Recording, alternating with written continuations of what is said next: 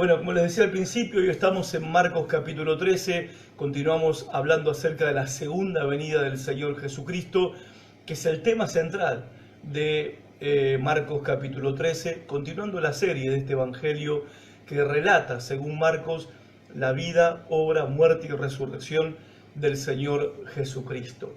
Así que les pido que me acompañen si tienen Biblia ahí cerca, sino que me presten atención a la lectura. No lo voy a leer todo de corrido, sino voy a ir leyéndolo por párrafos de a poco para que podamos seguir un poco la lectura y la idea. Como les dije al principio, el tema de hoy es todo lo verán venir en las nubes. Todo ojo lo verá, dijo el Señor Jesucristo. Cuando Él venga, todo ojo lo verá. Todos lo van a ver venir al Señor Jesucristo. Todos. Esto un poco no tenemos por qué hacer la segunda venida de Cristo como algo esotérico, ¿ok?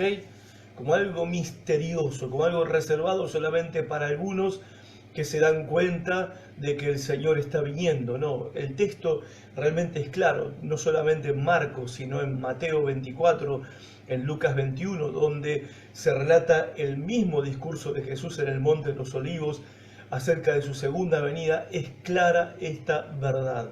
Cuando el Señor regrese por segunda vez a establecer el reino de Dios en la tierra de manera definitiva y eterna, todo ojo lo verá. O sea, será innegable, ¿ok? Pero bien, en Marcos capítulo 13, para situarnos un poco en la cuestión de tiempo, estamos en el tiempo de la última semana de la vida de Cristo en la tierra, la semana de la pasión. Esto es el día miércoles, donde Jesús ha estado enseñando durante todo el día, desde muy temprano en la mañana en el templo. Hemos visto ya lo que sucedió durante este día miércoles, tremendo día, donde no solamente Él estaba enseñando y dando clases mientras tomaba agua mineral, no, tuvo que soportar y resistir los debates, las tentaciones, los desafíos, las trampas y los engaños de los sacerdotes del templo, los fariseos, los guardianes del templo, los saduceos, los herodianos, que conspiraban contra Jesucristo para encontrar en alguna palabra de Él una ocasión para acusarlo, ya sea para acusarlo por blasfemia en contra de la religión judía, o para acusarlo por sedicioso y rebelde o delincuente, acusarlo con el Imperio Romano, con Pilato el gobernador. Bueno, de hecho Jesucristo el Señor venció cada uno de esos desafíos, enfrentó las tentaciones y las derrotó, contestó todas las preguntas, incluso les hizo preguntas que ellos no pudieron responder. También con una parábola, la parábola que se conoce como lo de los labradores malvados, profetizó, mejor dicho, pronunció condenación sobre ese liderazgo espiritual del pueblo judío, sobre el templo, sobre el sistema religioso que no permitía a los hombres y mujeres alcanzar la salvación de sus almas, el perdón de sus pecados, un sistema religioso que los tenía realmente esclavizados y oprimidos. Cristo pronunció juicio en contra de ese sistema religioso, y ya terminando el día miércoles, Él va saliendo del templo con sus discípulos, y uno de ellos le dice al Señor Jesucristo: mira, Señor, qué edificio tan espléndido, qué piedras tan grandes que tienen estas paredes. Y yo les conté que el templo tenía una dimensión de 3 canchas de fútbol americano, y un poco más todavía, pero para que tengan una dimensión, era inmenso. Estaba en la cumbre del monte, allí en el monte en Jerusalén, y las paredes externas estaban enchapadas en oro, y la entrada del templo daba hacia el este, hacia la salida del sol. Así que imagínate lo que era ver ese edificio, ese templo, ese santuario al amanecer y durante el día cuando el sol pegaba con todo en ese monte. Era un espectáculo de luz y de brillo imposible poder mirarlo, ¿verdad? Bueno, cuando Jesús está saliendo, uno de los discípulos le dice: Maestro, mira qué piedras, mira qué paredes, mira qué edificio tan glorioso. Realmente, humanamente hablando, lo era, pero Jesús le dice: ¿ves todos esos edificios grandiosos y gloriosos? No quedará piedra sobre piedra que que no sea derribada. Todo será derribado. Marcos capítulo 13, verso 1 al 2. Obviamente el resto de los discípulos escucharon este juicio pronunciado sobre el templo, que era el corazón de la religión judía, el corazón de la vida espiritual del pueblo de Israel. De hecho, un corazón muerto y por una religión muerta, porque los israelitas estaban muertos espiritualmente y ciegos de tal manera que no podían reconocer a su Mesías, que le estaba predicando la verdad. Después de tantos siglos, alguien estaba predicando la verdad en el templo. El último fue Zacarías, el profeta Zacarías, y lo mataron en el templo, lo apedrearon.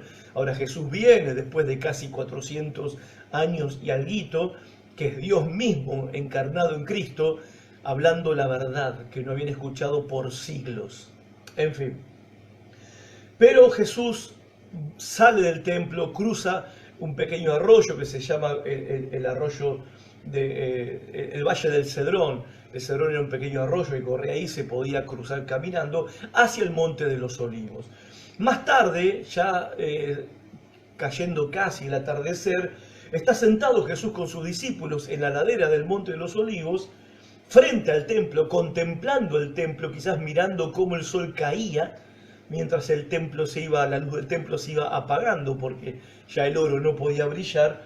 Cuando Pedro, Jacobo, Juan y Andrés, versículo 3, le preguntan en privado al maestro: dinos, ¿cuándo sucederá eso que dijiste? ¿Y qué señal habrá de que todo eso que dijiste se está por cumplir? Noten que la pregunta de los discípulos es: ¿cuándo va a cumplirse esto de que el templo va a ser derribado? ¿Y qué señal de advertencia vamos a tener nosotros de que el templo será derribado? Piensen en esto, ellos no están preguntando, acá en Marcos, ¿sí?, de cuándo será el arrebatamiento, de cuándo será el rapto de la iglesia. Ellos no están preguntando eso, ¿ok?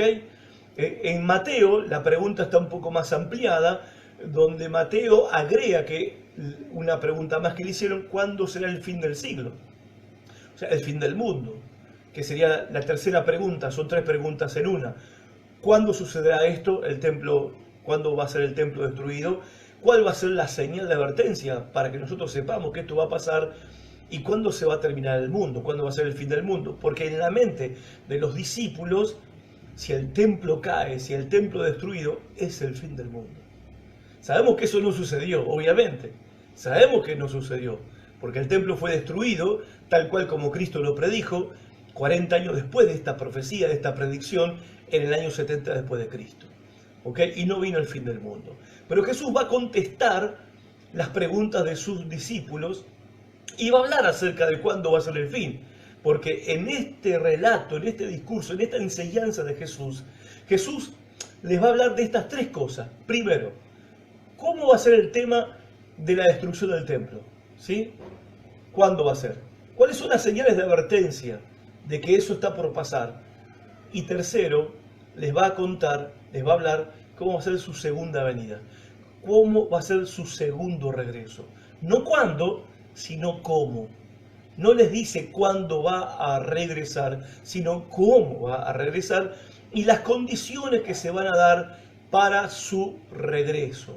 Ok, entonces, primera respuesta de Jesús tiene que ver con la destrucción del templo y con las señales de advertencias. A ver, Jesús está hablando en Marcos capítulo 13, Mateo 24 y Lucas 21, y esto quiero que me presten atención. Jesús va a hablar acerca de la destrucción del templo, de las señales que advierten que el templo va a ser destruido, y va a hablar de su segunda venida, cosa que va a ocurrir, que todavía no ocurrió, ¿sí? Pasaron 2000 años ya, todavía no ocurrió. Pero Jesús no les está hablando para explicarles a ellos cómo va a ser el futuro, en el sentido de satisfacer a los discípulos su ansiedad de querer conocer los detalles del futuro. No es que ellos estaban queriendo que Jesús les diera como una especie de horóscopo espiritual para que ellos supieran a ciencia cierta, con pelos y señales, cuáles serían las señales que iban a ocurrir para la segunda venida del Señor y todas las cosas que iban a ocurrir y que iban a pasar. No, Jesús, no es ese el interés de Cristo. El Señor Jesús enseñarles a ellos lo que va a pasar. lo que va a pasar de acá a 40 años con el templo que va a ser destruido, cuáles son las advertencias de que eso va a suceder y qué tienen que hacer ellos cuando vean que eso está por suceder, que el templo está por ser destruido, y acerca de su segunda venida. ¿Y qué actitud tienen que tener ellos? El interés de Cristo en explicarles todo esto es un interés pastoral. Jesús es el buen pastor, es el gran pastor de las ovejas. Porque fíjense que las primeras palabras de la respuesta de Cristo a estas preguntas, en Marcos 13:5, es: tengan cuidado.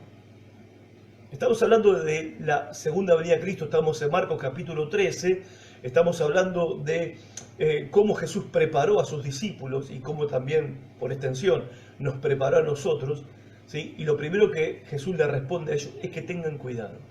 Jesús no les va a contar acá, porque ellos, lo de las señales y todo ese tipo de cosas, los terremotos, los hambres, las pestes, las plagas, etcétera, porque ellos tenían ansiedad de saber el futuro. No. Jesús le está diciendo a ellos que tengan cuidado por todo lo que va a venir, por todo lo que va a pasar, cuídense. O sea, el interés de Jesús es pastoral. Y acá, gente, yo quiero y espero que el Señor me ayude para poder compartir con ustedes este mismo interés del Señor y este mismo corazón. Yo creo que cuando hablamos de la segunda venida de Cristo, no tenemos que perder el tiempo en esta cuestión de las señales, que los eclipses, que las fechas, que si multiplicamos 70 por 7, que todas esas, la verdad, cosas son intrascendentes, porque a vos no te cambia nada en tu diario vivir.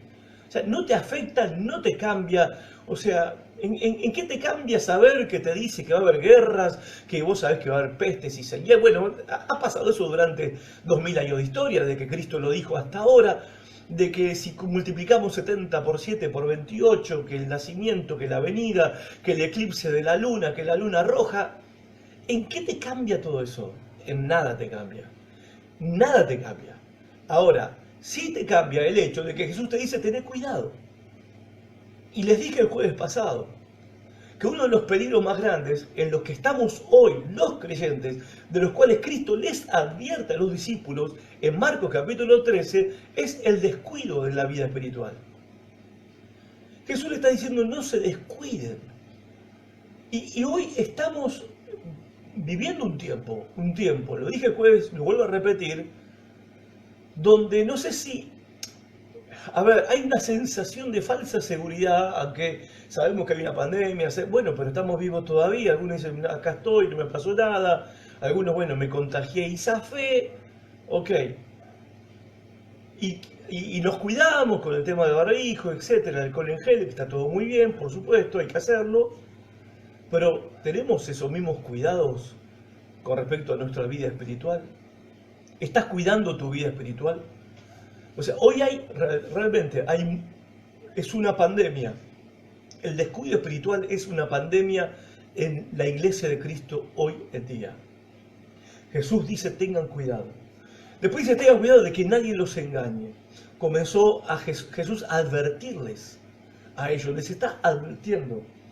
Obviamente, el pastor quiere cuidar a sus ovejas, quiere que no les pase nada malo, les está dando advertencias y les dice: tengan cuidado, van a venir muchos charlatanes en mi nombre, van a decir que yo soy el Cristo y van a engañar a muchos, y cuando ustedes sepan y escuchen de guerras, rumores de guerras, no se alarmen, a ver, no tengan miedo, no se turben, porque es necesario que esto suceda, pero todavía no es el fin. Todavía no es el fin. Y acá quiero hacer un punto que me parece que es importante. Si vos miras en tu Biblia, en Marcos capítulo 13, antes de que empiece el versículo 3, hay un título ahí que dice: señales del fin del mundo. Otras Biblias dicen: señales antes del fin. Ahora, esos títulos que están en negro, esos títulos que están en los capítulos, fueron agregados muchos siglos después. Por el año 1200, 1300 después de Cristo. Dicen que un tal San Jerónimo, un buen hermano nuestro, se tomó ese trabajito. Incluso la Biblia no fue escrita con capítulos y versículos. Fue escrita de corrido, como todo texto se escribe de corrido. ¿Okay?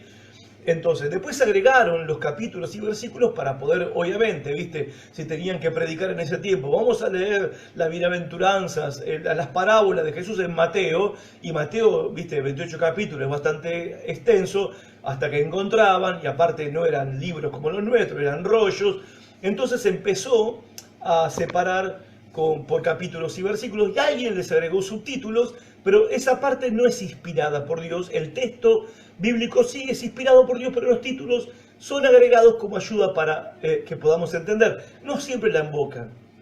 Los títulos no siempre la invocan, porque acá dice señales del fin del mundo o señales antes del fin, pero Jesús les dice, va a pasar esto, va a pasar lo otro, pero todavía no es el fin. Todavía no es el fin. Y acá quiero señalar esto, porque siempre que pasa, estalla una guerra, ¿no? Le tiran un cohete a Israel, o estalla una guerra en Afganistán, Estados Unidos tira una bomba en Irán, los iraquíes bombardean la India, no sé, ya empiezan los charlatanes que empiezan que este es el cumplimiento de la profecía, que Ezequiel, que Jeremías, que Daniel. Cuando escuchen de guerras, rumores de guerras, no se alarmen. No le prestes atención, te quiero decir esto, en palabras de Jesús, no le prestes atención a todos los charlatanes de YouTube, ¿sí? De que cada vez que pasa algo y alguien tira un tiro en Medio Oriente o ponen una bomba en un subte en algún lugar de Estados Unidos, que esa es la señal del Apocalipsis, que dijo Ezequiel, que dijo Daniel, que dijo Juan, charlatanes, sensacionalistas. No se alarmen, dijo Jesús, porque todavía no es el fin.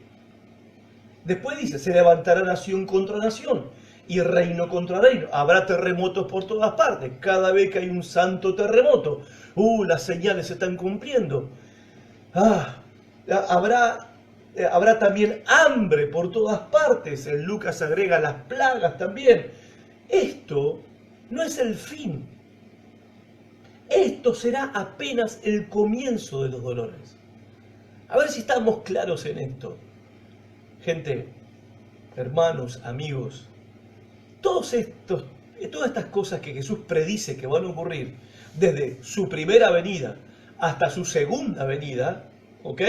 En todo este lapso, y han estado ocurriendo tal cual como Él lo predijo, es apenas el comienzo, no son las señales del fin. No son las señales del fin. El título está mal ahí, en la Biblia, señales del fin del mundo, está mal ese título. Ese título fue agregado, 1200 años después que Cristo dio este discurso a sus discípulos, esta advertencia a sus discípulos. No suena bien discurso, ¿no? Es un discurso, pero bueno, una advertencia a sus discípulos, porque acá dice que Jesús les advirtió estas cosas. Es el pastor queriendo cuidar a las ovejas. Pero esto todavía no es el fin, dice el Señor. Y esto es apenas el comienzo de los dolores. O sea, te aterra lo que está pasando, no tengas miedo, dice el Señor. No te alarmes, no te turbes por terremotos, por pestes, por hambres, por guerras, por rumores de tercera, cuarta, quinta guerra mundial. Todavía no es el fin. Pero ustedes, e insiste el verso 9, pero ustedes cuídense. Ustedes cuídense. ¿Por qué cuídense? Los entregarán en los tribunales, los azotarán en la sinagoga de los judíos. Habla de la persecución que sufrieron los primeros discípulos en el siglo I. Fue por parte de los judíos principalmente. Por mi causa van a comparecer ante reyes y gobernadores para dar testimonio a ellos. Luego comienza la persecución, aparte de los judíos, de los gobernantes de las naciones que no son judías, llamadas las naciones gentiles, que empiezan a perseguir también a los apóstoles y a los discípulos. De hecho, Pablo termina predicando en Roma al emperador, porque terminó preso y fue llevado a Roma para ser enjuiciado. Terminó preso por predicar el Evangelio. Ahora, acá el Señor Jesucristo está diciendo que tengan cuidado porque lo que se viene para ustedes, los creyentes, los que creen en mí, es persecución. Y va a haber persecución incluso de la más dura, de la más triste, de la más dolorosa, que es la persecución de tu propia familia. Dice acá, verso 2, el hermano entregará a la muerte al hermano y el padre al hijo, los hijos se rebelarán contra sus padres y les darán muerte. Todo el mundo los odiará a ustedes por causa de mi nombre.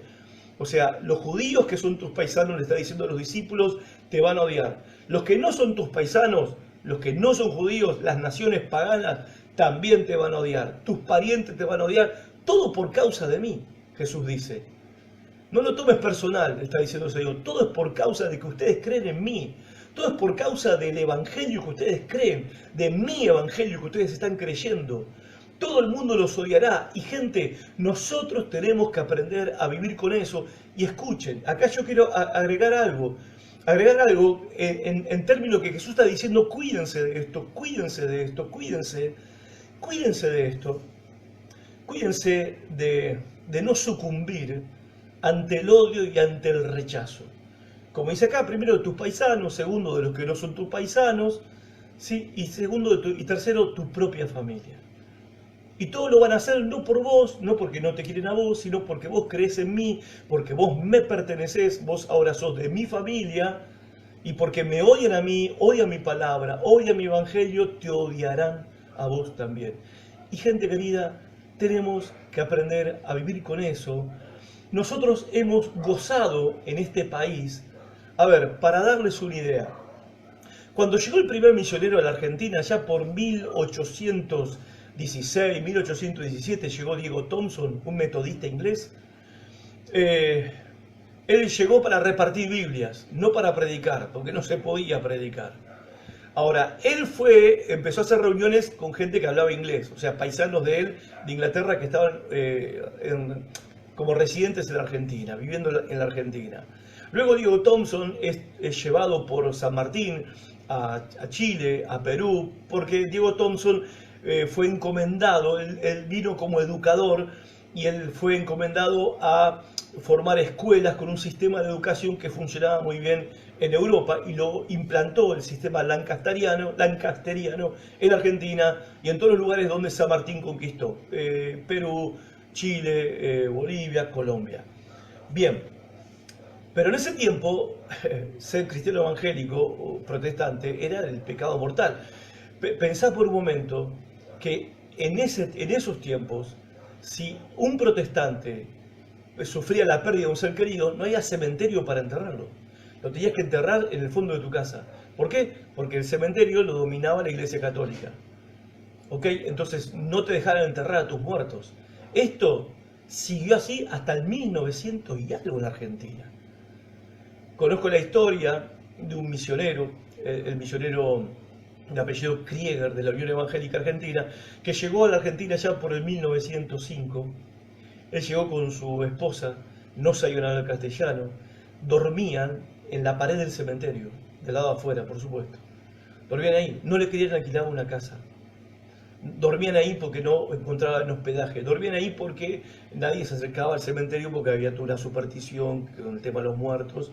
En definitiva, la gente tenía miedo, entonces ellos sabían que ahí nadie los iba a molestar y nadie les iba a robar. O sea, también entendamos que en ese tiempo, desde el 1800 que vino el primer misionero hasta casi 1880, ¿sí? Vos si nacías en este país y no eras católico, no te anotaban, no había registro civil. Y vos a tus hijos, si eras protestante, no los podías anotar en ningún lado, porque para anotarlo tenías que bautizarlo en la Iglesia Católica. O sea, obviamente, fueron tiempos durísimos para los evangélicos en ese tiempo, hasta entrado el 1900 y más todavía. Obvio que todo cambió, allá desde 1983 en adelante, todo cambió, y hoy sí, todo el mundo es casi evangélico, todo el mundo pisó la iglesia evangélica, pero eso, gente, se va a terminar. Hoy somos populares, digamos, buena gente, los evangélicos, todos nos quieren, porque tenemos comedores infantiles, porque repartimos ropa, porque ayudamos en los problemas sociales que hay, y eso está muy bien, y más o menos todo tiene un concepto medio edulcorado, no nos quieren, no nos tragan, pero ahí nos tienen, no mastican, como el chicle, no te escupen ni te tragan, pero ahí nos tienen. Ok, pero eso se está terminando, y eso se va a terminar. Y nosotros vamos a tener que aprender a vivir y a convivir y a aceptar el rechazo de la sociedad, el rechazo del mundo, ¿ok? Incluso de tus propios parientes. O sea, no esperes que te amen, no esperes que te quieran, solo por el hecho de ser cristiano no te van a querer. Solo por el hecho de ser cristiano no van a aceptar tu opinión, no vas a tener la misma voz, el mismo voto que el resto de los ciudadanos de este país. porque se está imponiendo un discurso único en la Argentina, y lo que se viene son tiempos difíciles para la iglesia. Ahora bien, ¿esto es para tener miedo? No, no es para tener miedo. Jesús dijo, no se alarmen. Cuando los lleven a esos lugares y los acusen y los persigan, tranquilos, no se preocupen, dijo el Señor Jesucristo. No se preocupen, verso 11, no se preocupen de antemano por lo que van a decir, el Espíritu Santo va a hablar a través de ustedes. O sea, no vas a estar solo, no voy a estar solo, no vamos a estar solos. El poder del Espíritu Santo va a estar con nosotros en los momentos difíciles. Ahora, todo esto va a estar mal, todo esto se va a poner difícil, pero todavía no es el fin. Todavía no es el fin. Y aprendamos a convivir, y vamos a tener que aprender a convivir con el rechazo, el odio, la bronca y el desprecio de nuestra sociedad y de nuestros propios seres queridos. ¿Ok? Ahora, no es el fin todavía. ¿Por qué? Porque Jesús ató el fin, o mejor dicho, su segunda venida, a lo que él dice en el versículo 10 de Marcos 13. Pero primero tendrá que predicarse el Evangelio a todas las naciones. En Mateo dice, y entonces vendrá el fin. A ver, gente, no estamos para escondernos en una cueva ahora, no estamos para andar preocupados por lo que se viene o lo que está pasando, ni para estar alarmados, porque todo esto que está pasando no son señales de la segunda venida de Cristo. ¿Ok? Para ellos eran señales, en realidad eran advertencias de que las cosas estaban mal, se van a poner peor. Y se pusieron peor, y están peor que en ese tiempo. ¿Sí? Ahora, Jesús está diciendo que para que Él venga, algo tiene que ocurrir todavía, que nosotros, la iglesia, prediquemos el Evangelio a todas las naciones. Y eso no ha ocurrido todavía. ¿Significa que nos podemos quedar tranquilos y Pancho, Jesús todavía no va a venir porque todavía no hemos predicado el Evangelio a todas las naciones? No, no, no, no. Este texto, estas profecías de Jesús, de que el fin no va a venir, o su segunda venida, no va a llevarse adelante hasta que el Evangelio sea predicado en todas las naciones, significa que nosotros tenemos una gran responsabilidad, que tenemos un rol que cumplir. Significa también entender cuál es nuestra identidad y nuestra misión en esta tierra. No estamos para otra cosa en este mundo, no estamos para otra cosa en este mundo que no es para predicar el Evangelio y extender el Evangelio en todas las naciones de la tierra. Nuestra preocupación hoy en día, ¿cuál debería ser nuestra preocupación hoy en día? Que el Evangelio llegue a donde no llegó todavía. Yo sé que estamos llenos de preocupaciones por un montón de cosas, y la mayoría de las cosas que nos preocupan tienen que ver con este mundo. Pero el mundo está difícil, se va a poner más difícil todavía, ¿ok? Y nosotros queremos tener una vida tranquila en medio de un mundo convulsionado. Y no lo vamos a tener, gente. No lo vamos a tener. Eso que dicen, cuando un poco de tranquilidad. Y mirá, la única manera de poder tener tranquilidad es que entregues tu vida a Cristo, seas un discípulo de Cristo, sigas a Cristo y vas a tener paz en medio de la catástrofe, en medio de la convulsión, en medio de la tormenta. Vas a tener paz, como al principio escuchamos la canción, paz, paz, cuán dulce paz. Solamente Cristo te la puede dar. Ahora, no esperes que esa paz venga de las situaciones de la vida, por las cuales estamos re preocupados, que esto cambie, que fulano cambie, que esto se solucione, que esto se resuelva. Y no digo que a Dios no le interese nuestro día a día, no digo que a Dios no le interese nuestras necesidades personales, íntimas, y sé que Dios está en los detalles de nuestra vida. Pero si Dios está en eso, ¿por qué nosotros tenemos que estar en eso? Nosotros deberíamos estar en otra cosa, ¿se entiende? En que el Evangelio llegue a todas las naciones. Nuestra preocupación principal hoy en día tiene que ser que el Evangelio llegue a donde no ha llegado todavía. ¿Por qué? Porque la segunda venida de Cristo, que es el evento más importante por venir, no es el anticristo, la gran tribulación, la plaga, el dragón, la serpiente antigua, no. No, el evento más importante que está por venir es la segunda venida de Jesús. Ahora, para que eso suceda, y queremos que suceda, anhelamos que suceda, deseamos que suceda, para que eso suceda, el Evangelio tiene que ser predicado a todas las naciones. Ahora, en el versículo 14, Jesús, acá entramos en la segunda parte, Jesús dice, ahora bien, ¿sí? Está respondiendo la pregunta, ¿cuándo va a suceder esto del templo destruido y qué señales de advertencia vamos a tener? Ok, Jesús le dice, yo me voy a ir, los tiempos se van a poner duros, son duros y van a estar más duros a medida que van pasando los años y los siglos, y tal cual. pasarán todas estas cosas, pero no son señales, todavía no es el fin. Esto es principio de dolores. Se va a ir intensificando todo esto, terremotos, plagas, hambres, guerras, se va a ir intensificando hasta el punto de lo insoportable, porque esos son los dolores de parto, hasta el punto que ya no se aguanta más, para dar a luz un nuevo tiempo, la segunda venida de Cristo. Ahora, cuando vean el horrible sacrilegio, la abominación desoladora, donde no debe estar el que lee que lo entienda, entonces los que estén en Judea huyan a las montañas, los que estén en la azotea de su casa no bajen ni entren en casa para llevarse nada, el que esté en el campo no regrese para buscar su capa, hay de las que estén embarazadas y amamantando en aquellos días, oren para que esto no suceda en invierno, porque serán días de tribulación como no la ha habido desde el principio, cuando Dios creó el mundo, ni la habrá jamás.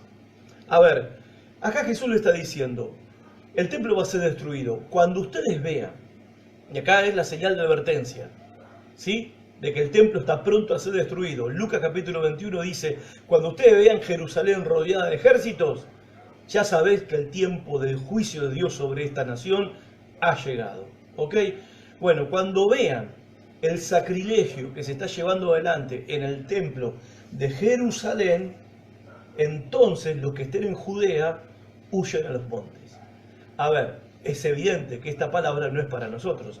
Nosotros vivimos, la mayoría que estamos acá enganchados con este video, vivimos en Argentina. Entonces no vivimos en Judea. No vivimos, acá en Entre Ríos, donde yo vivo, no hay montes, ¿ok? Un tipo de montaña, no hay otro tipo de monte. Selvático, pero no de montaña, como en Israel, como en Judea.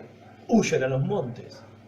Después dice, si estás en la terraza de tu casa, no bajes a buscar nada a tu casa, huí.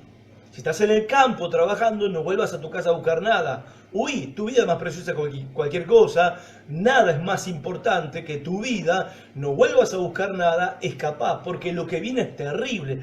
Y esto lo relató bien, lo historiograficó el historiador Flavio Josefo, de lo que fue la caída de Jerusalén en el año 70 después de Cristo, cumpliéndose la predicción de Jesús al pie de la letra 40 años después de lo que él predijo. Más de 1 millón de judíos fueron masacrados. Llegó a haber canibalismo desde el mes de abril. Tito, el hijo del emperador Vespasiano, rodeó la ciudad de Jerusalén, la sitió en el mes de abril. La ciudad terminó cayendo allá en el mes de septiembre. Si ese sitio hubiera durado mucho más, no quedaba ni un judío quedaba. Por eso dice el texto que por amor a los escogidos, él acortó esos días. Algunos dicen, viste que los días se están acortando, las 24 horas del día son menos tiempo. Esas son, otra vez digo, no tienen fundamento bíblico esas cosas. Jesús le está hablando a esos discípulos de ese momento, que le está diciendo, los sitios duraban años. Cuando un ejército sitiaba una ciudad duraba años hasta que una ciudad caía. La gente se enfermaba en la ciudad, la gente se comía unos a otros, se acababa el agua, se acababa la comida, por eso las madres se comían a los niños. Los que escapaban por cuevas o por túneles eran atrapados en los caminos y eran descuartizados porque creían que los judíos que escapaban llevaban joyas en el vientre que se las tragaban. Entonces los soldados romanos, cuando los encontraban en los caminos escapando, le abrían las tripas para sacarle las joyas, porque se decía en el ejército romano que ahí se llevaban las joyas. 1 millón de judíos murieron. Fue una masacre terrible. Fue terrible. Hay que leer a Flavio Josefo en este sentido. Entonces Jesús le está diciendo, va a ser tan terrible, cuando veas que está ocurriendo esto, lo de la abominación desoladora, lo explico brevemente, es un sacrificio en el altar del templo de Jerusalén, pero un sacrificio prohibido. Cosa que ocurrió, lo predijo Daniel, ocurrió en el año 168 a.C., Antíoco Epífanes sacrificó un cerdo, Calígula intentó hacer lo mismo, pocos años después de esta profecía. Después vino, Tito, cuando invadió esta ciudad, invadió Jerusalén, el estandarte romano con el águila, la entronizó en el altar del templo, y 4 años antes de que Jerusalén cayera, el pueblo sublevado en contra de los romanos asesinaron a los sacerdotes del templo en el templo. También puede ser que se refiera a esa abominación desoladora, a ese sacrilegio horrible. Jesús le está diciendo a los discípulos, cuando ven que está pasando esto en Jerusalén, huyan. Huyan a las montañas, porque las montañas, caminos angostos, los soldados, ejércitos no pueden subir, si suben le podés tirar piedras de arriba, como David escapaba de Saúl en las montañas. Si estás en la terraza de tu casa donde se guardaban cosas, ellos tenían escaleras externas que llevaban a las terrazas, no internas, sino externas. No bajes por la escalera a buscar nada a tu casa, corre. Si estás en el campo, no vuelvas a buscar ni los documentos, corre. Y Jesús acá dice, ay de las embarazadas y las que estén amamantando en esos días, porque es difícil para ellas correr. Jesús está preocupado por sus discípulos. Jesús está preocupado por los cristianos que viven en Jerusalén, para que no sean asesinados y masacrados con el resto de los judíos. ¿Se dan cuenta? Jesús no está acá dándonos un collage de señales y planetas que chocan entre sí para que nosotros sepamos las señales. No, nos está diciendo que nos cuidemos, porque nuestra vida es preciosa para Él. Después dice, oren para que no suceda en invierno, para que la caída de Jerusalén no suceda en invierno. No sucedió en invierno. Gracias a Dios, no sucedió en invierno. Ahora vos decís, bueno, eso iba a pasar sí o sí. ¿Por qué había que orar? Porque, gente, la oración te cambia a vos, pero también la oración influye en Dios. ¿Y por qué tenían que orar para que no sea en invierno? Porque en Israel, mayormente en Judea, invierno era la época de lluvias. Y andás a salir corriendo con los ríos desbordados, los arroyos desbordados, huí con toda tu familia en caminos empantanados.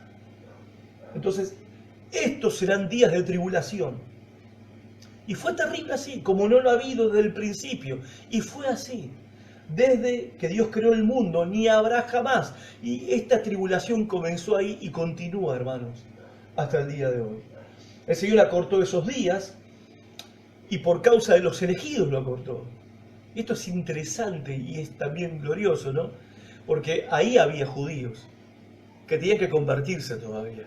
Entonces, no murieron, no masacraron a todos los judíos, porque muchos de esos judíos iban a conocer a Cristo. Obviamente te imaginás que todo el mundo en ese momento estaba leyendo lo que Jesús había dicho 40 años antes, dándose cuenta realmente que Jesús había predicho esto que está pasando en el templo de Jerusalén. En definitiva, se están dando cuenta que Jesús era el Mesías que ellos habían rechazado. Ahora, dice, van a surgir falsos cristos, falsos salvadores, van a hacer señales para engañar a muchos, si es posible a los escogidos. Obviamente que no es posible, pero lo intentarán, porque en la ciudad van a decir muchos, se van a levantar en la ciudad muchos salvadores, mientras los romanos están afuera diciendo, tranquilo, no pasa nada, miren este milagro, miren esta señal, Dios nos va a dar la victoria. No sucedió, charlatanes y mentirosos. Pero en aquellos días, y acá entramos, acá Jesús salta 2000 años y algo, y puede ser que un poco más, porque todavía no llegamos a la segunda venida de Cristo. Cristo todavía no vino. En aquellos días, después de esa tribulación, esa tribulación comenzó ahí y continúa hasta el día de hoy, ¿ok? No estoy hablando de la gran tribulación, sino de tiempos de tribulación como no los ha habido a lo largo de la historia humana, es lo que estamos viviendo hoy. Bueno, después de esta tribulación, se oscurecerá el sol. Acá vienen las señales. Querían señales, acá hay señales. Se oscurecerá el sol. No es un eclipse, ¿eh? No. Se va a oscurecer el sol de verdad, no temporalmente porque la luna pasa adelante. Se va a poner el mundo oscuro. ¿Ha sucedido eso antes? No. Temporalmente, con eclipses lunares y solares, sí. Y no brillará más la luna. ¿Ok? La luna se va a apagar. Vos te imaginás que esto va a desatar todo lo que un trastorno, un cataclismo en los mares y en los vientos, porque todos sabemos, ¿sí?, que los mares y los vientos están influidos por los ritmos de la luna, por todo lo que tiene que ver con la cuestión lunar. Las estrellas caerán del cielo y los cuerpos celestes serán sacudidos. O sea, los planetas de nuestro universo que están donde están y siempre dan la vueltita como la dan, ¿sí?, de repente van a empezar a chocar entre sí, van a empezar a moverse, alocadamente. Bueno, todas estas cosas que todavía no ocurrieron, son el preludio del gran evento, del evento más importante que va a ocurrir, y Dios quiera que sea pronto. Porque cuando pasen estas cosas, verán entonces al Hijo del Hombre venir en las nubes con gran poder y gloria. Todo el mundo lo va a ver. Así que, gente, tranquilos. No hay que preocuparse. Incluso cuando veamos que se apague el sol. Salmo 46, ¿no? ¿Qué dice Salmo 46? Aunque se turben los montes y se muevan las montañas al corazón del mar, Dios es nuestro amparo y nuestra fortaleza. Aunque la oscuridad cubra las naciones, sobre nosotros amanecerá el Señor, dice Isaías 60. Resplandecerá el Señor. Aunque veamos que la luna se apague, aunque veamos que las estrellas comiencen a caerse literalmente, no una estrellita fugaz, no, las estrellas se caerán del cielo y los cuerpos celestes, Marte, Júpiter, Plutón y los planetas que no conocemos van a ser sacudidos. Verán entonces al Hijo del Hombre. Cristo es el Hijo del Hombre. Daniel profetiza acerca, él tiene una visión de que ve al Hijo del Hombre que viene y recibe el trono y la autoridad de parte de Dios el Padre, el anciano de días, en la profecía de Daniel. Este Hijo de Hombre significa Dios hecho hombre, Hijo de Hombre con mayúscula. Lo vamos a ver venir en las nubes con gran poder y gloria. Él enviará a sus ángeles para reunir de los cuatro vientos a los elegidos. Acá los elegidos son dos clases de elegidos. Los elegidos para salvación y los elegidos para condenación. Cuando Él venga, Él viene a juzgar. ¿Qué dice el credo? Él va a volver a juzgar a los vivos y a los muertos. ¿Ok? Él viene para salvación de su pueblo, de los creyentes, de la iglesia, y Él viene para juicio de los incrédulos y de aquellos que rechazaron a Cristo y su evangelio. Y acá viene Jesús haciendo una ilustración para que ellos puedan entender. Aprendan de la higuera esta lección. Tan pronto como se ponen tiernas sus ramas y brotan sus hojas, ustedes saben que el verano se acerca. ¿Sí o no? Sí, por supuesto. Cuando brotan las ramas de la higuera, el verano está cerca. Igualmente, cuando vean que suceden estas cosas, ¿sí? Acá les está hablando de qué cosas, de lo que va a pasar antes de la destrucción del templo de Jerusalén. En Jerusalén, cuando vean que estas cosas sucedan, sepan que el tiempo está cerca, a las puertas. Les aseguro, no pasará esta generación.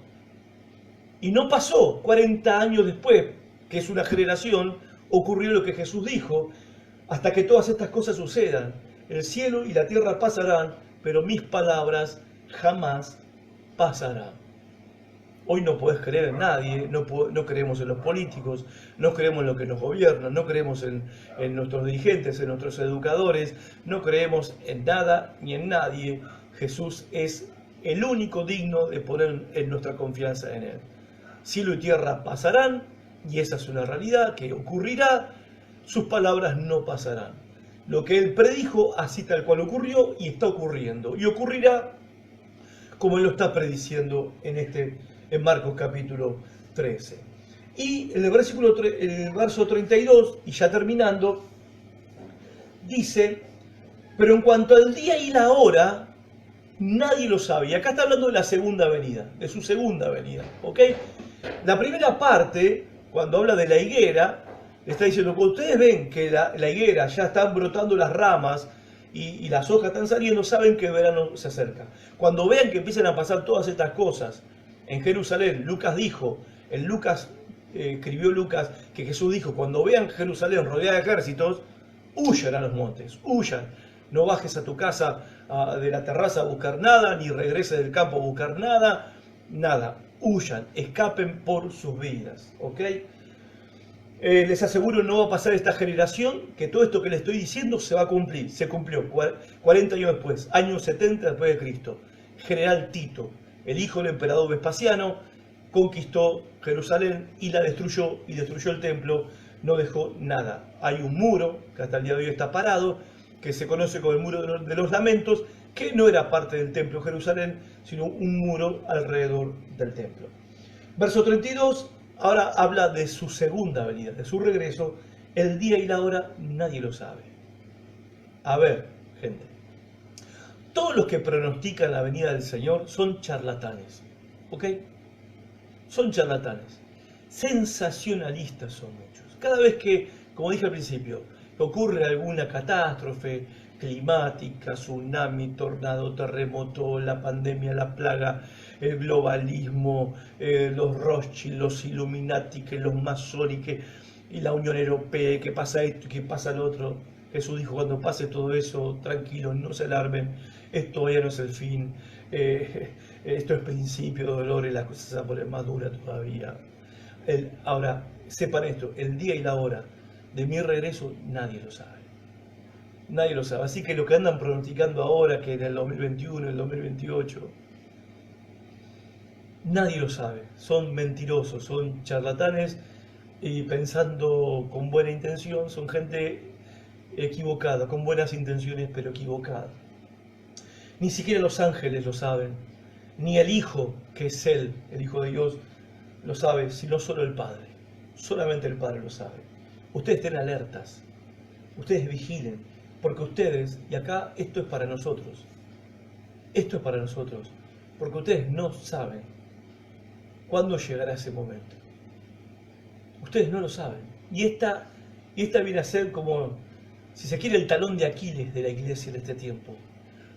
Como nosotros no sabemos cuándo va a regresar el Señor, como no lo sabemos, no podemos hacer otra cosa que estar vigilantes, que estar alertas. Y cuando digo alertas, no estar leyendo el diario todos los días, ver lo que está pasando en el mundo. No, vigilar tu vida espiritual. Estate alerta en tu vida espiritual. Más adelante lo va a decir con otra palabra. Acá es una ilustración. Es como cuando un hombre sale de viaje. Muy común en ese tiempo, los hombres ricos salían de viaje y dejaban su casa al cuidado de sus siervos, cada uno con su tarea, y le manda al portero que vigile. El portero tenía que vigilar en la puerta, que no entrara nadie que no correspondía y que nadie saliera donde no tenía que salir. Era un esclavo el portero, pero era el de máxima confianza. Bueno, le manda al portero que vigile la puerta. Por lo tanto, Jesús dice acá, manténganse despiertos. El portero no se podía dormir, porque no saben cuándo volverá el dueño de la casa. Ustedes no saben. ¿Se entiende que esa es la parte donde nosotros tenemos un talón de Aquiles, que no sabemos cuándo el Señor va a volver? Y esto, si se quiere, es una debilidad que tenemos. ¿Sí? Que el Señor va a volver. Ustedes no lo saben, si al atardecer, o a la medianoche, o al canto del gallo, o al amanecer. Entonces le está diciendo al portero, vos no sabes cuándo tu Señor va a venir, pero no te duermas, no sea que venga de repente. ¿Qué significa de repente? Que el Señor va a venir cuando, literalmente, cuando no lo estás esperando. ¿Cuándo va a venir el Señor, pastor? Cuando no lo estés esperando. Ese día, ese momento va a venir. Me da la sensación de que no hay muchos esperando hoy en día. No veo muchos creyentes esperando hoy en día. Veo muchos porteros durmiendo hoy en día. Muchos cristianos que deberían estar como el portero, vigilando, dormidos hoy en día. No sé que venga de repente y los encuentre dormidos. Lo que le digo a ustedes, ahí le dice a los discípulos, se lo digo a todos, y ahí nos incluye a nosotros, por eso le dije recién, nos está hablando a nosotros. Lo que les digo a ustedes, a los discípulos de ese momento, se los digo a todos mis discípulos a lo largo de la historia, manténganse despiertos. Manténganse despiertos. Y termino con esto. La otra pandemia que está ocurriendo hoy en día en la iglesia, en los cristianos, es la pandemia del sueño espiritual.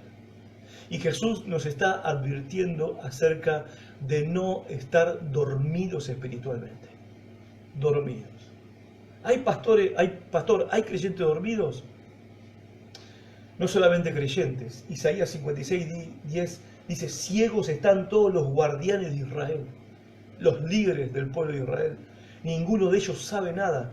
Todos ellos son perros mudos. No pueden ladrar. Se acuestan y desvarían. Les encanta dormitar. A Israel se le durmieron sus líderes. Espiritualmente se les durmieron, ya ni ladraban, no profetizaban, no predicaban, no exhortaban al pueblo, no advertían, no despertaban a nadie. Ellos estaban dormidos. Romanos 13:11, hagan todo esto estando conscientes del tiempo en que vivimos, dice Pablo. Sean conscientes del tiempo que estamos viviendo. Ya es hora que despierten del sueño. Imagínate si en ese tiempo los hermanos estaban durmiendo, ¿cómo estamos ahora? Pues nuestra salvación, dice, ya es hora de que despierten del sueño, pues nuestra salvación está ahora más cerca que cuando inicialmente creímos. ¿De qué salvación está hablando Pablo? De la segunda venida de Cristo. Está más cerca la salvación que trae Cristo, la salvación definitiva, está más cerca ahora que cuando creímos. O sea, yo hoy estoy más cerca de que Cristo venga a salvarme en su segunda venida que cuando me convertí hace 32 años atrás. Sean conscientes del tiempo que están viviendo. No debemos pues, 1 Tesalonicenses 5:6, no debemos pues dormirnos como los demás, sino mantenernos alertas y en nuestro sano juicio. ¿Qué es, hermanos, el sueño espiritual, estar dormido espiritualmente? Es la indiferencia a las cosas espirituales por parte de los creyentes, que hoy da pena ver eso. La indiferencia que hay hacia las cosas espirituales por parte de muchos creyentes. Y la pandemia es como una excusa para eso. ¿Qué es estar dormido espiritualmente? Es ser insensible a las cosas divinas mientras me estoy involucrando más en los afanes y las codicias de este mundo. Parece que hoy el orden de prioridades de muchos creyentes ha cambiado y parece que toda la vida es no enfermarte del COVID y tu casa, tu familia, tus cosas, tu trabajo y tus cuentas.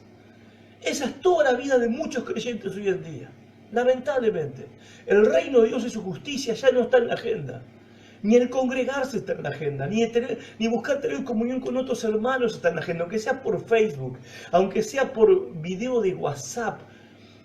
O sea, algunos ya ni te contestan los mensajes que mandás, ni las llamadas que haces. Insensibilidad a las cosas divinas, pero sí involucrados en las cosas terrenales, mundanales, temporales. Torpeza espiritual. Creyentes que están cayendo en cosas que vos decís, ¿cómo puede caer en eso? ¿Cómo puede caer en eso? Torpeza espiritual y sordera espiritual. Sordera, porque también es el tipo donde se ha escuchado a más predicadores. O sea, la gente ha escuchado a sus pastores, si es que anduvo por internet, el pastor y a todos los predicadores que han pululado por internet, por YouTube, por Instagram y por todos lados, pero una sordera espiritual, porque parece que no nos entra bala.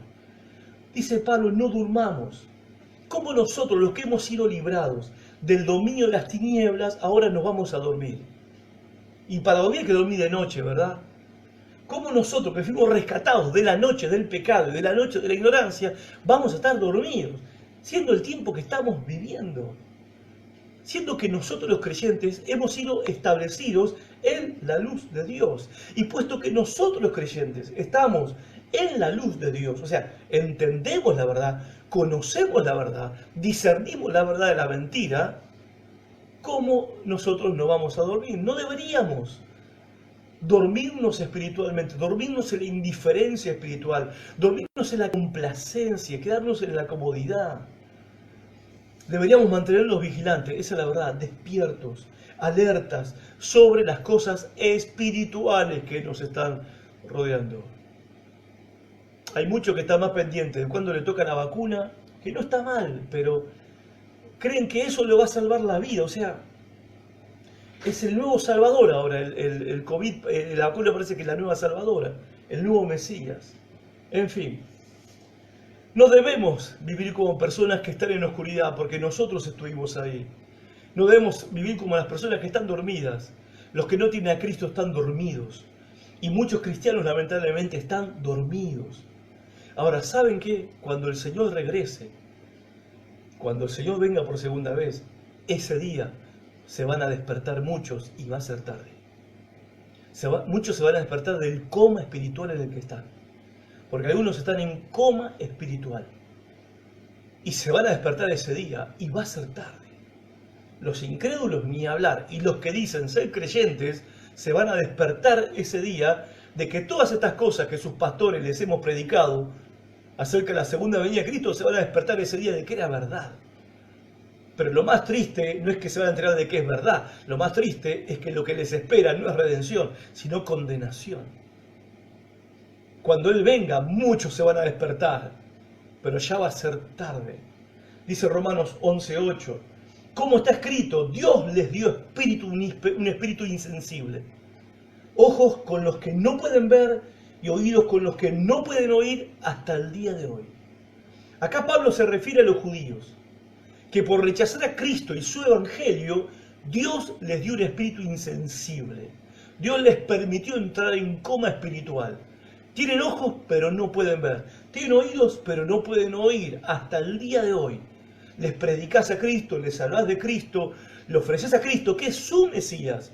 Es el Mesías prometido a ellos y no lo ven, no lo pueden oír, porque Dios les dio un espíritu insensible. En definitiva, ¿qué significa esto? Que cuando vos rechazás la verdad, que cuando vos rechazás a Cristo, Dios te entrega a las consecuencias de ese rechazo. ¿Y cuál es la consecuencia? La insensibilidad. Ahora, si estás insensible espiritualmente, si estás indiferente espiritualmente, si estás dormido espiritualmente, tenés ojos pero no ves, tenés oídos pero no estás oyendo lo que está ocurriendo en el mundo espiritual, en la vida espiritual que estamos transitando en este tiempo, yo que vos clamaría a Dios por misericordia y le pediría a Dios que tuviera misericordia, porque si estamos rechazando la luz, quedaremos en oscuridad, quedaremos en tinieblas. Nos dormiremos en la noche del pecado y la ignorancia y despertaremos en la segunda venida de Cristo con el resplandor de su venida y ya va a ser tarde. Que no te pase rechazar a Cristo, que no te pase rechazar el Evangelio de Cristo. ¿Y qué es el Evangelio de Cristo? Es la buena noticia de lo que Dios hizo para salvar pecadores por medio de la muerte y resurrección de su Hijo Jesucristo. Y Él espera ahora que todos los hombres, todos los seres humanos, se arrepientan de sus pecados, le vuelvan la espalda a sus pecados y pongan su confianza en Cristo.